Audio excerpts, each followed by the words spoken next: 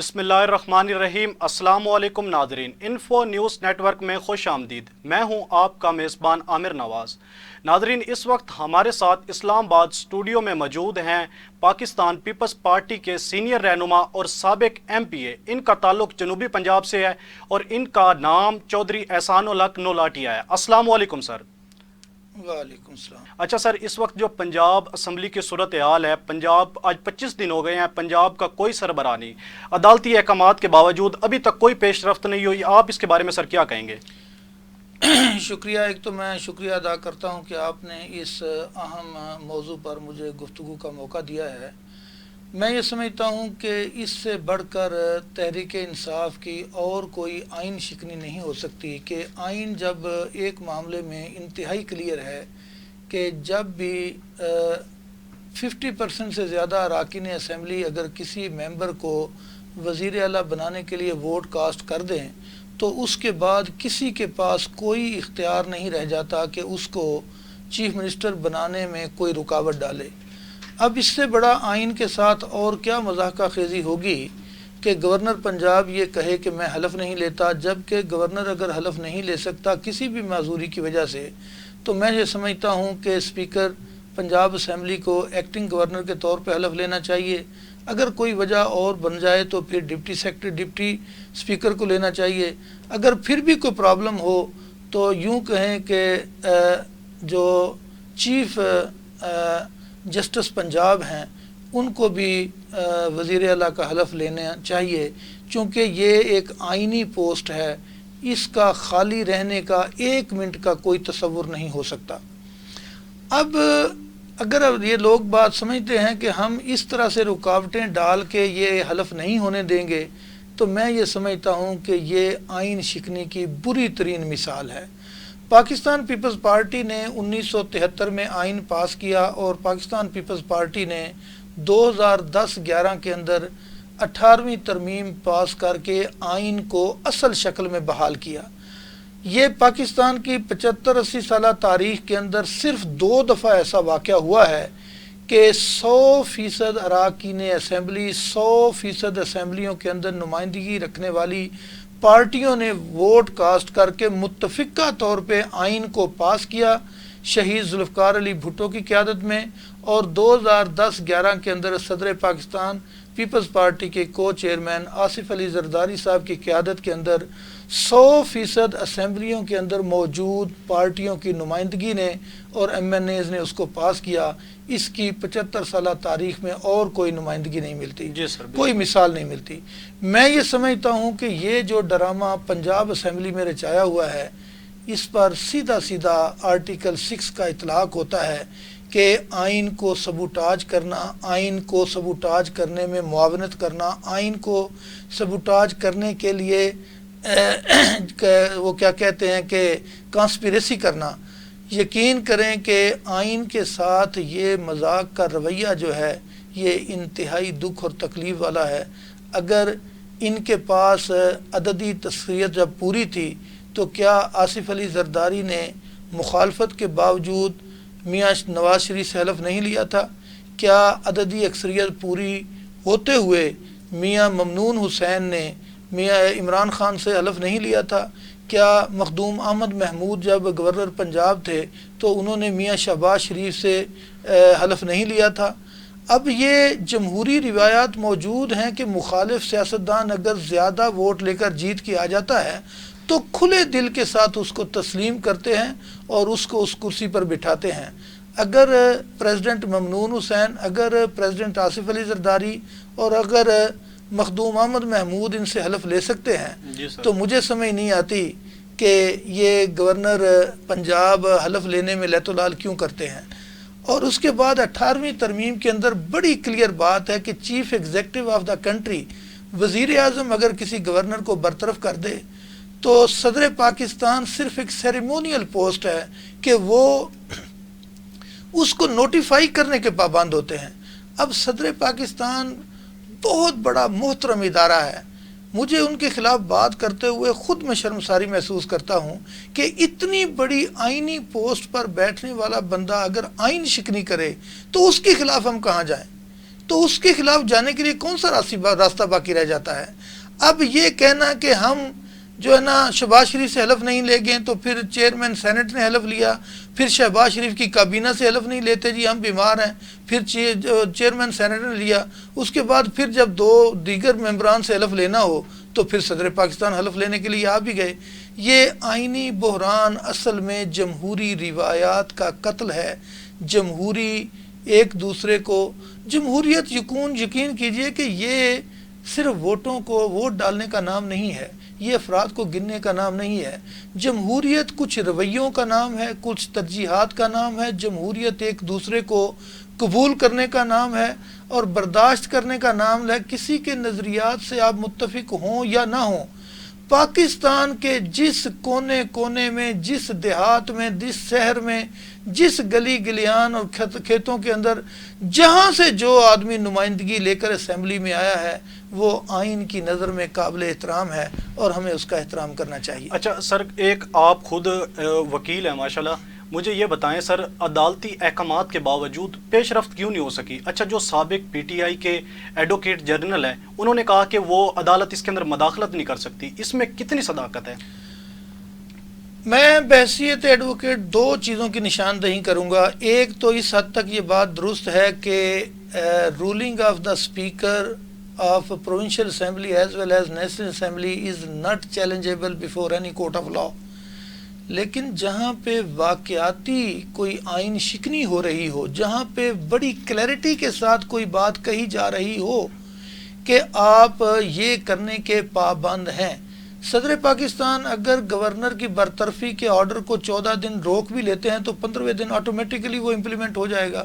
تو اگر 14 دن صدر پاکستان نے اس کو امپلیمنٹ نہیں کیا تو یقین کریں یہ بہت بڑی آئین شکنی ہے۔ جہاں تک تعلق ہے لاہور ہائی کورٹ کے فیصلے کا، جب لاہور ہائی کورٹ کے چیف جسٹس نے یہ کہہ دیا ہے کہ ان کا حلف لیں، تو میرے خیال میں اس کے بعد کوئی چیز نہیں بچ جاتی کہ آپ لیت و لال کرتے رہیں، چونکہ حلف کا ہونا جو ہے وہ اسمبلی کے اندر موجود افراد کی تعداد جو 50% سے زیادہ اعتماد کا ووٹ اگر پرویز الہی کو دے دیتے تو وہ چیف منسٹر کا حلف لیتے، اور اگر انہوں نے یہ اعتماد کا ووٹ میاں شہباز شریف کے بیٹے میاں حمزہ شہباز کو دیا ہے تو پھر یہ ان کا آئینی حق ہے کہ ان کا حلف لیا جائے اور انہیں ایز اے وزیر اعلیٰ پنجاب قبول کیا جائے، چاہے ہم انہیں تسلیم کرتے ہیں یا نہیں کرتے۔ اور اگر محض اپنی پسند و ناپسند کی بنیاد پر آپ ان سے حلف لینے سے انکار کرتے ہیں تو گویا کہ آپ 8-10 کروڑ عوام کیا منتخب کردہ ہاؤس، جس کے 220 کے قریب اراکین اسمبلی نے میاں حمزہ شہباز کو ووٹ دیا ہے، تو آپ تو پنجاب اسمبلی کی روایات کا قتل کرتے ہیں، آپ اس کے استحقاق کو مجروح کرتے ہیں اور 10-12 کروڑ عوام کے ووٹ کی توہین کرتے ہیں۔ اس لیے میں سمجھتا ہوں کہ یہ بچگانہ حرکت نہیں کرنی چاہیے۔ اچھا سر، میرا ایک کویسچن یہ ہے یہاں پہ کہ جو گورنر پنجاب ہیں اس وقت، وہ کہتے ہیں کہ یہ غیر آئینی ہے سارا، اور اس کی میں آپ کو مثال ایسے بھی دیتا ہوں کہ جس وقت سردار عثمان بزدار نے استعفیٰ دیا تو اس وقت رانا ثناء اللہ اور خواجہ سعد رفیق نے پریس کانفرنس کی تھی، تو انہوں نے کہا تھا کہ یہ جو استعفیٰ دیا ہے سردار عثمان بزدار نے، یہ غیر آئینی ہے۔ اگر سردار عثمان بزدار کا استعفیٰ نہیں ہوا تو یہ سر انتخابات کیسے ہو گئے ہیں دوبارہ؟ بڑی سادہ سی بات ہے کہ اگر یہ سمجھتے ہیں کہ سردار عثمان کا استعفیٰ غیر آئینی ہے، جو اس وقت Peoples Party PDM اور نون لیگ نے اس کی نشاندہی کی تھی کہ سردار عثمان بزدار کو استعفیٰ گورنر پنجاب کو دینا چاہیے، نہ کہ وزیر اعظم پاکستان کو، جب انہوں نے یہ بات ہماری نہ مانی، انہوں نے کہا کہ انہوں نے جس کو بھی ایڈریس کیا ہے استعفیٰ منظور ہو گیا ہے، اس کے فوری بعد جب انہوں نے الیکشن کو تسلیم کر لیا ہاؤس کے اندر، جب انہوں نے کاغذات نامزدگی بھی جمع کرا دیے، جب انہوں نے اس پر ووٹنگ بھی کروا دی، اور جب ہار گئے تو اس کے بعد ان کو یہ بات یاد آئی ہے کہ وہ جو استعفیٰ ہوا تو وہ غیر آئینی ہے۔ یہ کتنی مضحکہ خیز بات ہے کہ استعفیٰ بھی انہوں نے دیا، پھر یہ کہتے ہیں کہ استعفیٰ غلط جگہ پہ دیا گیا، پھر انہوں نے الیکشن شیڈیول بھی اناؤنس کیا، پھر الیکشن شیڈیول پہ انہوں نے کاغذات نامزدگی بھی جمع کرائے، انہوں نے سکروٹنی بھی بھگتی، اور اس پر جب پھر وہ 2 کینڈیڈیٹ سامنے آئے اس کی ووٹنگ کے لیے بھی یہ حاضر ہوئے اور ہائی کورٹ کے آرڈر سے ووٹنگ بھی ہو گئی۔ اور اب یہ کہیں کہ 6 دن پہلے وہ جو بات ہوئی تھی استعفے والی وہ غلط ہے. میں سمجھتا ہوں کہ یہ آئین کے ساتھ اس سے بڑا اور کیا غیر آئینی بات ہو سکتی ہے کہ ٹوٹل پروسیس اگر یہ جیت جائیں تو وہ آئینی ہے، اور اگر عوام نے ان کو دھتکار دیا ہے اور ہاؤس کے 60% نمائندگی اگر میاں حمزہ شہباز کو مل گئی ہے تو اب ان کو پتہ چلا ہے کہ یہ پروسیجر غلط ہے. اس لیے میں نہیں سمجھتا کہ ان کی یہ دلیل جو ہے وہ قابل قبول ہے یا سنی بھی جانی چاہیے. اچھا سر، آپ بطور ایک وکیل، آپ ایک سیاست دان، آپ کس کو ذمہ دار سمجھتے ہیں؟ صدر کو، وزیر اعظم کو، یہ جو سابق وزیر اعلیٰ سردار عثمان بزدار کو، یا اسپیکر کو، یا ڈپٹی اسپیکر کو؟ اس کے اندر کون ذمہ دار ہے اور اس کا کیا سلوشن ہے آپ کی سمجھ میں سر؟ مرزا غالب نے ایک بڑی خوبصورت بات کی تھی کہ زباں بگڑی تو بگڑی تھی، خبر لیجئے دہن بگڑا. پہلے تو سنتے تھے نا کہ گندی زبان استعمال ہوئی ہے، اب حالت یہ ہے کہ دہن بگڑا ہوا ہے. اس کا سب سے زیادہ ذمہ دار میں سمجھتا ہوں وہ سابق وزیر اعظم عمران خان ہے. چونکہ پاکستان کے پولیٹیکل سسٹم کے اندر تمام فیصلے کسی بھی پارٹی کی سی کرتی ہے، اور جو اس کو چیئر کرتا ہے وہی فیصلہ کرتا ہے کہ وزیر اعلیٰ پنجاب کون ہوگا، صدر پاکستان کون ہوگا، گورنر کون ہوں گے، سپیکر کون ہوگا، ڈپٹی سپیکر کون ہوگا. اب یہ تمام کانسٹیٹیوشنل عہدے جن کو حقیقتاً انڈیپینڈنٹلی ویسے فیصلہ کرنا چاہیے، بدقسمتی کے ساتھ یہاں یہ محسوس ہو رہا ہے کہ یہ تمام آئینی ادارے جو انڈیپینڈنٹلی اپنی پارٹی کے چیئرمین کے ماتحت نہیں ہیں، یہ آئین کے ماتحت ہیں. گورنر ایک آئینی ادارہ ہے، سپیکر نیشنل اسمبلی ایک آئینی ادارہ ہے، ڈپٹی اسپیکر نیشنل اسمبلی ایک آئینی ادارہ ہے، چیف منسٹر بھی اسی طرح آئینی ادارہ ہے، ڈپٹی اسپیکر اور اسپیکر صوبائی اسمبلی. اگر یہ اپنے یہ تمام فیصلے کرتے وقت پارٹی چیئرمین سابق وزیر اعظم عمران خان کی طرف دیکھتے ہیں تو یہ بات بھی غیر آئینی ہے. میں یہ سمجھتا ہوں کہ ڈائریکٹلی یا انڈائریکٹلی اس تمام خرابی کا ذمہ دار عمران خان ہے، جس نے ہاؤس کے اندر بری زبان کو ترویج دی، جس نے ٹی وی اینکرز کے سامنے یہ تلخ اور درست ترین زبان کو استعمال کیا. مجھے وہ وقت یاد آ رہا ہے، میں مثال دینا چاہتا ہوں کہ 2002 میں جب میں MP منتخب ہوا تو ہاؤس کے اندر ایک ممبر نے کھڑے ہو کے کہا کہ وزیر اعلیٰ پنجاب جھوٹ بولتے ہیں. تو اس وقت کے اسپیکر نے اس لفظ کو ایکسپنج کیا اور انہوں نے کہا کہ یہ پارلیمانی زبان نہیں ہے. پارلیمانی زبان یہ تھی کہ زیادہ سے زیادہ آپ یہ کہہ سکتے تھے کہ وزیر اعلیٰ پنجاب نے غلط بیانی کی ہے یا جو انہوں نے بات کی ہے وہ غلط ہے. ایک دیکھیں کہ 2002 اور 2003 کا یہ وقت کہ جہاں پہ جھوٹ کہنے کو بھی ناگوار سمجھا گیا اور پارلیمنٹ کی توہین سمجھی گئی، اور ایک وقت یہ ہے کہ وزیر اعظم کی سابقہ تقریریں اٹھا کے دیکھیں، ان کی ہاؤس کی تقریریں، ان کی جلسوں کی تقریریں، ان کی پریس کانفرنس، تو یہ لفظ تو بہت چھوٹا سا محسوس ہوتا ہے. اس سے پتہ نہیں کہاں تک آگے جا تک میں تو وہ لفظ دہرا بھی نہیں سکتا. اب اگر وزیر اعظم یہ زبان استعمال کرے گا تو اس کے بعد آپ کیا تصور کرتے ہیں کہ اس کی مخالف سیاسی پارٹیاں کون سا لفظ استعمال کریں گی؟ ابھی مجھے نبی مہربان صلی اللہ علیہ وآلہ وسلم کا وہ حدیث مبارکہ یاد آ رہی ہے کہ نبی مہربان صلی اللہ علیہ وآلہ وسلم فرماتے ہیں کہ کسی کے جھوٹے خدا کو جھوٹا مت کہو، کہیں ایسا نہ ہو کہ وہ تمہارے سچے خدا کو جھوٹا کہہ دے. اب یہ ہمارے لیے بہت بڑی ایک تربیت تھی رہتی زندگی تک.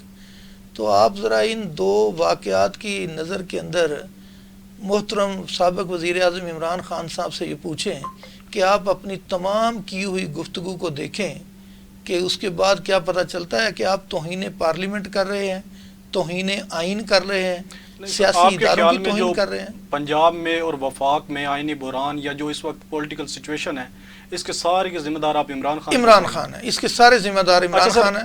جی بالکل، عمران خان کو آپ نے ذمہ دار کہا ہے. اچھا، اپنے گفتگو کو آگے بڑھاتے ہیں سر. کل بلاول بھٹو زرداری بطور وزیر خارجہ کا حلف اٹھا رہے ہیں سر، اس کے بارے میں آپ کیا کہیں گے؟ ہماری پارٹی کے چیئرمین ہیں محترمہ شہید بینظیر بھٹو صاحبہ کے بیٹے ہیں شہید ذوالفقار علی بھٹو، جنہوں نے آئین کے لیے، ملک کے لیے، جمہوریت کے لیے اپنی جانوں کے نذرانے پیش کر دیے. وہ کل حلف لے رہے ہیں وزیر خارجہ کا. ظاہر ہے کہ ہم سیاسی لوگ ہیں, ہمیں سمجھتے ہیں کہ پورا ملک, پوری سیاسی پارٹیاں جب بھی آزادی کے ساتھ جمہوری طریقے سے ہم پر اگر تنقید کریں تو ہم کھلے دل سے وہ ساری تنقید سننے کے لیے تیار ہیں, سنتے بھی رہتے ہیں.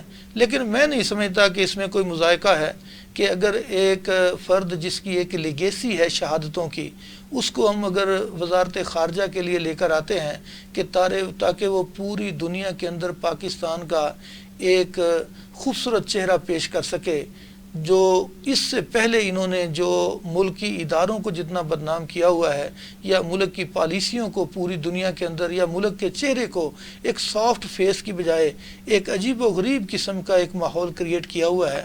تو اگر ہم نے اس میں کوئی ایسی کوشش کی ہے جو کہ ہماری سی کا فیصلہ ہے, کو چیئرمین کا فیصلہ ہے, چیئرمین کا فیصلہ ہے, تو میں نہیں سمجھتا اس میں کوئی مذائقہ ہے. اگر اچھا سر, ایک اور شاہ محمود قریشی نے قومی اسمبلی کے اندر کھڑے ہو کے جو بات کی تھی, آپ کو شاید وہ بھی یاد ہو, اور ایک پی ٹی آئی بھی تاثر دے رہی ہے, اور ویسے بھی ایک عوام کے اندر بھی عام تاثر ہے کہ شہید محترمہ بے نظیر بھٹو کا بیٹا اور ذوالفقار علی بھٹو کا نواسا اور آصف زرداری کا بیٹا, اور جو ماضی کی تاریخ ہے مسلم لیگ نون کی اور پیپل پارٹی کی, آج بطور وزیر خارجہ کام کریں گے وہ شہباز شریف کے انڈر. اس کے بارے میں سر ایک رائے جو, اگر میں چھوٹی سی ایک مثال اس میں شامل کروں کہ جب فتح مکہ کر کے نبی مہربان صلی اللہ علیہ وسلم داخل ہوئے تو فرمایا لا تثریب علیکم الیوم, کہ آج کے دن آپ سے کوئی بدلہ نہیں لیا جائے گا. اس سے پہلے جو واقعات ہیں اگر آپ کو اچھی طرح یاد ہوں تو وہ کتنے دردناک تھے.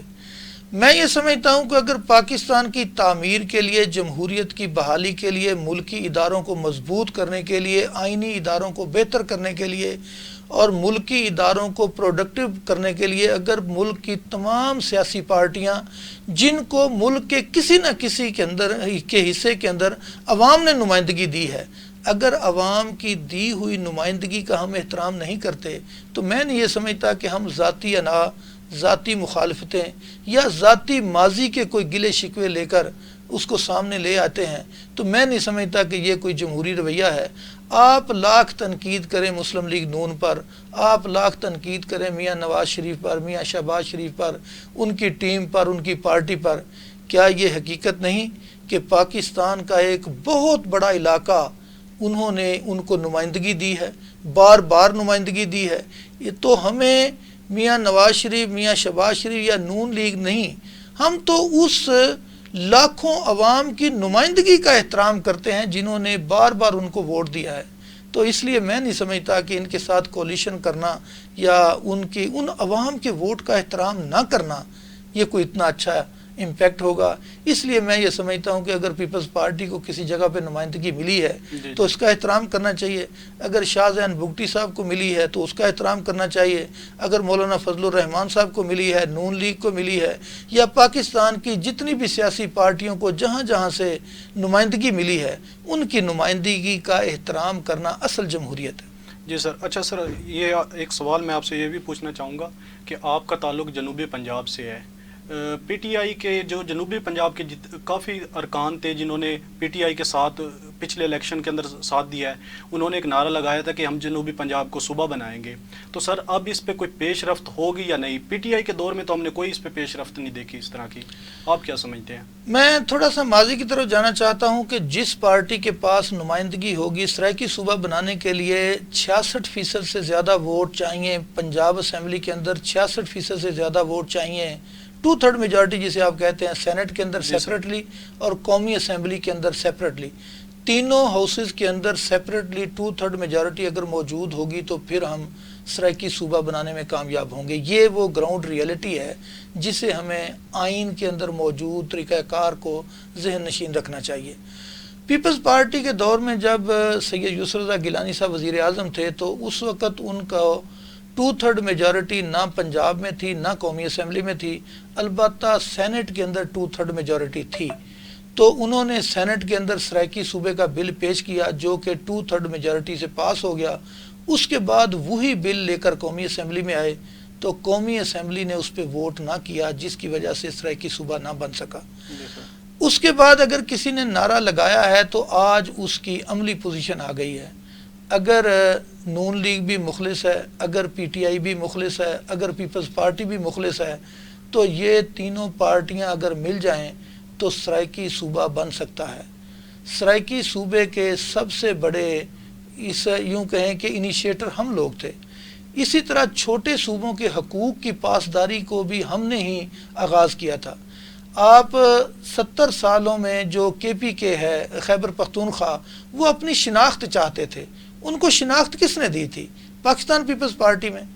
اور 1960 کے بعد تمام صوبوں نے صوبائی خود مختاری کا مطالبہ کیا تھا۔ اس صوبائی خود مختاری کے اندر کچھ دیر ہوئی، کچھ ہم نہ کر سکے، اس کی جو بھی وجوہات تھی وہ ایک بڑا وسیع ٹاپک ہے۔ وہی خود مختاری جو ہم نہ دے سکے تو ہمارا ملک دو لخت ہو گیا۔ 2010-11 کے اندر صوبوں کو صوبائی خود مختاری اگر ملی تو وہ پاکستان پیپلز پارٹی نے دی، اور اس سے بڑی بات یہ ہے کہ انہوں نے وہ صوبائی خود مختاری پاکستان پیپلز پارٹی نے مسلم لیگ نون کو، میاں نواز شریف کو، میاں شہباز شریف کو اعتماد میں لے کر ان کی باتیں کچھ مان کر کچھ منوا کر اس کو کیا۔ آپ 18ویں ترمیم کو کیا عام چیز سمجھتے ہیں کہ جس کے اندر انہوں نے فائنینشیل ایوارڈ جب پاس کیا تو ایک صوبہ جو بندوقیں اٹھا کے مرکز کے لئے خلاف، پاکستان کے خلاف جنگ آزادی لڑ رہا تھا، تو وہاں کا منتخب وزیر اعلیٰ، کے پی کا منتخب وزیر اعلیٰ، سندھ کا منتخب وزیر اعلیٰ پنجاب کی دھرتی میں آ کے وہ شکریہ ادا کریں کہ ہم پنجاب کا، پاکستان پیپلز پارٹی کا، مسلم لیگ نون کا، آصف علی زرداری کا، میاں نواز شریف کا شکریہ ادا کرتے ہیں کہ انہوں نے آئین کے اندر دیے ہوئے حق سے ہمیں زیادہ حق دیا ہے۔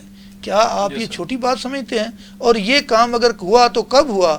جب پاکستان پیپلز پارٹی کی لیڈرشپ نے یہاں آ کر کام کیا۔ میں یہ سمجھتا ہوں کہ سرائکی صوبہ، اس کی آواز بھی ہم نے اٹھائی ہے، انشاءاللہ سرائکی صوبہ ہم ہی بنائیں گے۔ اگر باقی معاملات پہ ہم اکٹھے ہیں تو ہم میاں نواز شریف صاحب سے بھی اپیل کریں گے، مولانا فضل الرحمان صاحب سے بھی کریں گے، اور اس وقت کی حکومت میں جتنی پارٹیاں ہیں ان سب سے استدعا کریں گے کہ ہمیں ہمارا سرائکی صوبہ دیا جائے۔ یہ ہمارا دیرینہ مطالبہ ہے۔ جس طرح کے پی کو ان کا نام دیا گیا ہے، اس طرح ہمیں بھی ہمارا صوبہ ضرور دیا جائے۔ اچھا سر، آخری سوال، آج پاکستان تحریک انصاف نے الیکشن کمیشن کے باہر احتجاج کیا ہے، اور آپ عمران خان کا جو سیاسی رویہ ہے، انہوں نے دھرنے کی کال بھی دی ہے۔ انہوں نے کہا 1-2 ہفتے کے بعد میں کارکنوں کو کال دوں گا اور اسلام آباد کے اندر دھرنا دوں گا، اور اگر نہیں تو اگر 3 مہینے کے اندر الیکشن کروائیں، اگر الیکشن نہ ہوئے تو میں دھرنا دوں گا۔ آپ اس کے بارے میں جو عمران خان کا سیاسی رویہ ہے، آپ دیکھ رہے ہیں جب سے وہ آئے ہیں سیاست کے اندر، ایک نئی ہلچل ہے سیاست کے اندر، اس کے بارے میں آپ کیا کہیں گے سر؟ آپ تھوڑا سا نا عمران خان صاحب جو ہے نا، ان کا یہ رویہ دیکھیں کہ جب وہ 2018 کے اندر بحیثیت وزیر اعظم انہوں نے حلف لیا تو چاہیے یہ تھا کہ 2010-11 سے لے کر 18 تک جو بحیثیت اپوزیشن ممبر ان کا رویہ تھا اس میں ذمہ داری نہیں تھی۔ شاید اپوزیشن کے اندر ذمہ داری کی مقدار نسبتاً اگر کم بھی ہو تو چلتا ہے، لیکن جب آدمی ہیڈ آف دا اسٹیٹ بن جاتا ہے، جب وزیر اعظم بن جاتا ہے، تو اس کی ایک ایک بات جو ہے وہ نوٹ کی جاتی ہے۔ وہ بڑا ذمہ دار ہوتا ہے، انہوں نے بڑے ذمہ داری کے ساتھ کوئی اسٹیٹمنٹ دینی ہوتی ہے۔ 2018 سے لے کر آج کے دن تک ایک دفعہ بھی یہ تاثر نہیں ملا کہ عمران خان صاحب اب ملک کے وزیر اعظم بن گئے ہیں اور اب وہ ذمہ داری سے کوئی بات کرتے ہیں۔ وہ صبح کوئی بات کرتے ہیں، شام کو کوئی بات کرتے ہیں، دوسرے دن کوئی اور بات کرتے ہیں، یہاں تک کہ ان کی زندگی اور ان کی منہ سے بولے ہوئے لفظ جو ہیں وہ تضادات کا ایک بہت بڑا مجموعہ تھے۔